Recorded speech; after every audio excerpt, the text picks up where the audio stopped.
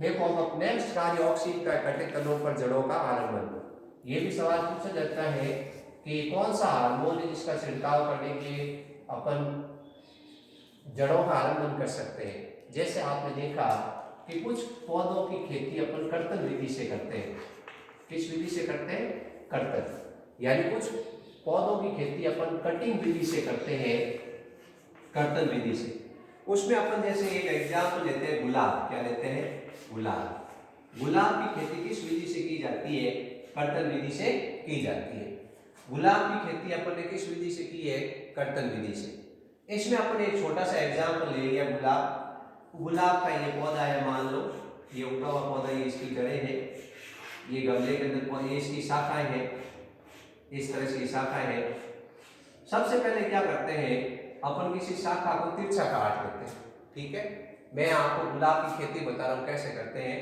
गुलाब की अपन ने एक शाखा है उसको काट लिया, तिरछा काट लिया, अपन ने यो काट लिया।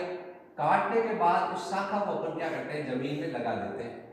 इसका गोल की भाग जमीन के अंदर रख देते हैं, जो काटा गया शाखा है उसका, और एक के भाग बाहर लगाते हैं।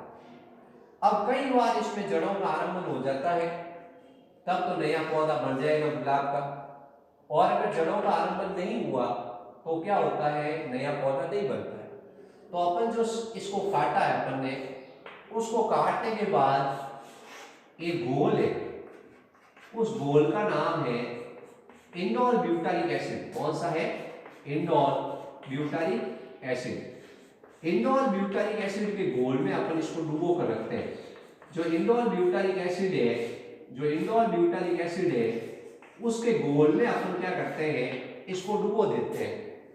ये जैसे मेरे पास में क्या है, ये गुलाब की शाखा है, उसको मैंने डुबो दिया, डुबो दिया और कुछ समय तक इसको डुबो के रखा।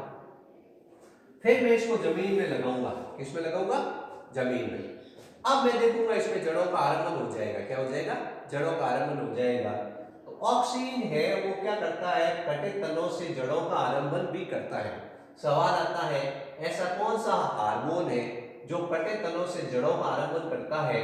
तो आपको बताना ऑक्सीन। ये इंडोल ब्यूटारिक एसिड है। जो इंडोल ब्यूटारिक एसिड है वो एक संश्लेषित ऑक्सीन है। कैसा ऑक्सीन है? संश्लेषित ऑक्सीन है। यानी ये ऐसा ऑक्सीन है जिसका निर्माण अपन ने किया है, यानी ये कृत्रिम ऑक्सीन है। कैसा है?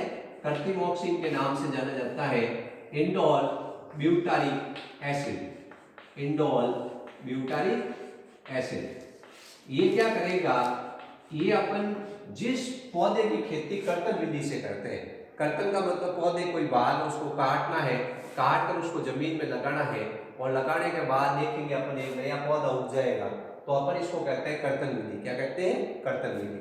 अपन ने गुलाब की खेती की, अपन ने एक शाखा उसको काटा, काट के जमीन में लगाया, जड़ों का आरंभन कई बार हुआ, कई बार नहीं हुआ, तो अपन क्या करते हैं कि इस जो कटे तने हैं उसको लगाने से पहले, उसको लगाने से पहले किस घोल में रखेंगे? इंडोल ब्यूटारिक एसिड के घोल में रखेंगे, उसमें जड़ों का आरंभन हो जाएगा। ठीक है, तो इस तरह ये कटे तनों पर जड़ों का आरंभन। हाँ, तो नेक्स्ट कार्य बच्चों, ऑक्सीन का फसलों को गिरने से रोकना या पतन की रोकथाम। तो फसलों को गिरने से रोकना या पतन की रोकथाम है, ये ऑक्सीन का बहुत एक इंपॉर्टेंट काम होता है। अपन एग्जाम्पल से समझते हैं कैसे। ये जैसे गेहूं का पौधा है, आप में से कुछ लोग क्या है कि ग्रामीण क्षेत्र से बिलोंग करते हैं, तो वो आराम से समझ सकते हैं। गेहूं का पौधा होता है, एक्चुअली उसका तना बहुत दुर्बल होता है। तना क्या होता है? बहुत दुर्बल होता है। आपने क्या किया कि ये गेहूं का खेत है, मान लो ये गेहूं उगे हुए हैं, गेहूं ये ऐसे गेहूं उगे हुए, सारे गेहूं के पौधे, जैसे हवा तेज चलती है तो ये गेहूं के पौधे के तने क्या होते हैं, जमीन पे गिर जाते हैं। या आप कभी ऐसे पानी पिलाते हो इनको, आपने पानी पिलाया तो भी ये तने क्या होते हैं, जमीन पे गिर जाते हैं। तो समस्या आ जाती है कि उत्पादन कम हो जाएगा। क्या हो जाएगा? उत्पादन कम हो जाएगा। ठीक है, नेचुरल सी बात है, इनके तने बहुत दुर्बल है। आपने तेज हवा चली, जब तेज हवा चलती है कभी कभी तो तने जमीन पे गिर जाते हैं। कहाँ गिर जाते हैं? तने जमीन पे गिर जाते हैं। या अपन जब कभी कभी पानी पिलाते हैं, मान लो आप इसको पानी पिला रहे हो, तेज गति से पानी पिला दिया आपने कभी घोड़े के अंदर, तो उस कंडीशन के अंदर ये तने सारे किस पे गिर जाते हैं, जमीन पे। तेज हवा और अधिक पानी पिलाने से क्या होते हैं कि ये तने होते हैं वो जमीन पे गिर जाएंगे। किस पे गिर जाते हैं, तने जमीन पे गिर जाते हैं। ये तने बहुत दुर्बल है। कैसे है, दुर्बल है। अपन क्या करते हैं, इनके ऊपर ऑक्सीजन का छिड़काव करते हैं।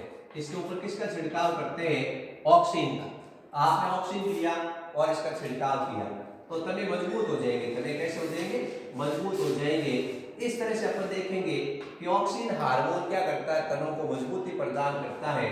तो फसलों को गिरने से रोकना या जो अपन कहते हैं पतन की रोकथाम में, उसमें ऑक्सीजन का इंपॉर्टेंट रोल है कि ये क्या करता है, तनों को गिरने से रोकता है। ये जैसे गेहूं का पौधा था, तेज हवा आई, नीचे गिर गया, पानी पिलाया, नीचे गिर गया। आपने जैसे इसके ऊपर ऑक्सीजन डाला, इनमें मजबूती आ गई। क्या आ गई, मजबूती आ गई। तो ऑक्सीजन का पूछा जाता है कार्य, तो ये फसलों को गिरने से रोकना या पतन की रोकथाम है, उसका कार्य करता है। कई जगह पतन की रोकथाम होती है, ऐसे लिखा होता है, या कई जगह फसलों को गिरने से रोकना होता है, ऐसा लिखा होता है। लोजिंग, क्या कहते हैं इसको, लोजिंग, वाटर लोजिंग। यानी जब पानी अधिक पिलाओगे तो नीचे गिर जाएगा, तो उससे बचाने के लिए, हवा तेज चलती है उससे बचाने के लिए अपन तने चाहिए मजबूत। कैसे चाहिए, ऑक्सीजन का कार्य हो गया। क्या हो गया, ऑक्सीजन का नेक्स्ट कार्य अपन देखेंगे। अब ऑक्सीजन का अगला कार्य है खरपतवार उन्मूलन। खरपतवार उन्मूलन, खरपतवार उन्मूलन, ये सबसे इंपॉर्टेंट कार्य है, यानी वीडीसाइड इलेक्ट्रीशियन है, खरपतवार उन्मूलन है। अब अपन जानते हैं कि खरपतवार की परिभाषा आपको याद करनी है। सबसे पहले कुछ अपन खेती वगैरह करते हैं, उसके साथ छोटी छोटी घास उग जाती है, छोटे छोटे पौधे उग जाते हैं, वो एक्चुअल में खरपतवार है। यानी अपन कहते हैं अनचाहे पौधे। कैसे पौधे, अनचाहे पौधे या अवांछित पौधे। कैसे पौधे, अनचाहे या अवांछित पौधे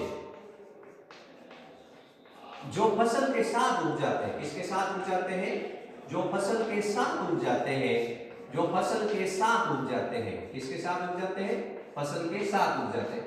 कुछ अनचाहे पौधे छोटी छोटी घास है, छोटे छोटे पौधे हैं। कुछ अवांछित पौधे हैं जो फसल के साथ उग जाते हैं और प्रतिस्पर्धा करते हैं। और क्या करते हैं, प्रतिस्पर्धा, और प्रतिस्पर्धा करते हैं। किसके लिए, जल के लिए, खनिज लवण के लिए, प्रकाश के लिए, इन सब के लिए प्रतिस्पर्धा करते हैं। जल, खनिज लवण और प्रकाश के लिए प्रतिस्पर्धा करते हैं। जल, खनिज लवण और प्रकाश के लिए प्रतिस्पर्धा करते हैं। और ये क्या करते हैं, ये फसल है, उस फसल को, फसल का जो उत्पादन है उसमें गिरावट कर देते हैं। नेचुरल सी बात है, फसल के साथ उगेंगे तो फसल को जो जल चाहिए, जल ये खरपतवार चूस देंगे। फसल को खनिज लवण चाहिए, खरपतवार चूस देंगे। फसल को प्रकाश चाहिए, वो खुद ग्रहण कर लेंगे। तो ये पौधे तो, खरपतवार तो बढ़ेंगे और फसल है उसका उत्पादन क्या हो जाएगा, कम हो जाएगा। ये खेत है, इस खेत में ये बाजरा उगा हुआ है, बाजरे के साथ ये छोटी छोटी घास उग गई, बाजरे के साथ छोटी छोटी घास उग गई है। तो ये घास क्या करती है, ये घास एक्चुअल में क्या करती है, इसको नष्ट कर देती है फसल को। कैसे, पानी, एक बार बारिश हुई, अब बारिश हो गई तो क्या होती है, बारिश का पानी ये घास ले लेगी और इस बाजरे के पौधे को क्या होगा, पानी कम मिलेगा। तो ये क्या करते हैं, अपन इसके लिए निंदाण करते हैं। क्या करते हैं, निंदाण, यानी अपन मजदूर बुलाते हैं और सारी इस खरपतवार को साफ करवाते हैं और फसल को ताकि भोजन मिल सके, फसल को ताकि खनिज लवण जो जल मिल सके, प्रकाश मिल सके। आजकल क्या है, कुछ रासायन आ चुके हैं, जैसे कि 2,2 dichloro, 2,2 dichloro propanoic acid, propanoic acid, 2,2 dichloro, 2,2 dichloro propanoic acid है, प्रोपेनोइक अम्ल है। यदि इसका छिड़काव किया जाए तो जितनी भी जो घास होती है, उस घास का सबका क्या हो जाता है, समाप्ति हो जाती है। यानी अपन कहते हैं जो डेलापीन है, जो डेलापीन या डोरेपीन है, यदि उसका छिड़काव करें, ये नाम आपको याद रखना है घास को हटाने के लिए, 2,2 डाइक्लोरोप्रोपेनोइक एसिड है, उसका छिड़काव करना है। लेकिन अगर मान लो कोई चौड़ी पत्ती वाला पौधा, चौड़ी पत्ती वाली खरपतवार उग गई है जिनकी पत्तियां कैसी है, चौड़ी है, कैसी है, पत्तियां चौड़ी है। यदि चौड़ी पत्ती वाली कोई किसी प्रकार की, चौड़ी पत्ती वाली किसी प्रकार की यदि कोई खरपतवार उग गई है तो उसके लिए क्या करते हैं, 2,4-D और 2,4,5-T इनका छिड़काव किया जाता है। अब इनके पूरे नाम आते हैं परीक्षा के अंदर कि 2,4-D का पूरा नाम बताओ, 2,4,5-T का पूरा नाम बताओ। ये खरपतवार उन्मूलन में काम आते हैं। ये एक तरह से क्या है, संश्लेषित ऑक्सीन है। कैसे ऑक्सीन है, संश्लेषित ऑक्सीन है, संश्लेषित ऑक्सीन है। तो ये दोनों क्या है, संश्लेषित ऑक्सीन है, 2,4-D और 2,4,5-T, और ये भी एक तरह से संश्लेषित ऑक्सीन है, 2,2 डाइक्लोरोप्रोपेनोइक एसिड। ठीक है, तो अपन से पूछा जाता है कि ये तो घास के उन्मूलन के लिए, किसके लिए है, घास के हटाना है, घास खरपतवार को हटाना है तो इसका उपयोग करना है। लेकिन कोई चौड़ी पत्ती वाला अगर उग चुका है खरपतवार तो आपको 2,4-D और 2,4,5-T का उपयोग करना है। अब ये 2,4-D और 2,4,5-T का पूरा नाम आपको याद करना है। मैं नाम लिख देता हूं आपके सामने, 2,4-D का, किसका, 2,4-D का। हाँ, तो एक तो सबसे पहले है डेलापेन। हाँ, तो एक तो डेलापेन है, इसको कहते हैं 2,2 डाइक्लोरो प्रोपेनोइक एसिड, प्रोपेनोइक अम्ल। ये तो आता है घास के उन्मूलन के लिए, किसके लिए, घास को हटाना होता है। और यदि आपको क्या करना है, खरपतवार उन्मूलन करना है, 2,4-D और 2,4,5-T। ये 2,4-D और 2,4,5-T है, ये चौड़ी पत्ती वाले खरपतवार के उन्मूलन के लिए, चौड़ी पत्ती वाले खरपतवार के उन्मूलन के लिए।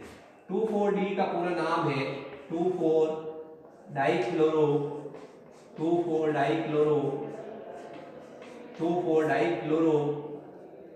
फिनॉक्सी 2,4-डाइक्लोरोफिनॉक्सी एसिटिक अम्ल, एसिटिक अम्ल। और 2,4,5 ट्राइक्लोरो फिनॉक्सी एसिटिक अम्ल, एसिटिक अम्ल। ठीक है, ये तो आते हैं चौड़ी पत्ती वाली खरपतवार के उन्मूलन के लिए। और डेलापेन है जो घास के लिए, 2,2 डाइक्लोरोप्रोपेनोइक अम्ल। तो अपन खरपतवार उन्मूलन पढ़ेंगे कि खरपतवार सबसे पहले आपको बताना है, आप ये कॉमन सेंस की चीज है कि कुछ अनचाहे पौधे उग जाते हैं, कुछ अवांछित पौधे उग जाते हैं जो फसल के साथ उग जाते हैं और प्रतिस्पर्धा करते हैं फसल के साथ, जल, खनिज, लवण, प्रकाश के लिए प्रतिस्पर्धा करते हैं। और ये सब क्या करते हैं, वो पौधे अवशोषित कर लेते हैं। तो फसल है उसके उत्पादन में क्या आ जाती है, गिरावट। फसल के उत्पादन में क्या आ जाती है, गिरावट आ जाती है। जो फसल है उसके उत्पादन में क्या आ जाएगी, गिरावट आ जाएगी। और फसल के उत्पादन में गिरावट आएगी तो अपन ये ऐसी चाहते नहीं है, तो इसलिए खरपतवार का उन्मूलन जरूरी है। क्या है, खरपतवार का उन्मूलन जरूरी है। तो डेलापेन घास के उन्मूलन के लिए, और 2,4-D 2,4,5 ट्राइक्लोरोफिनॉक्सी एसिटिक एसिड चौड़ी पत्ती वाली खरपतवार के उन्मूलन के लिए उपयोग में आता है।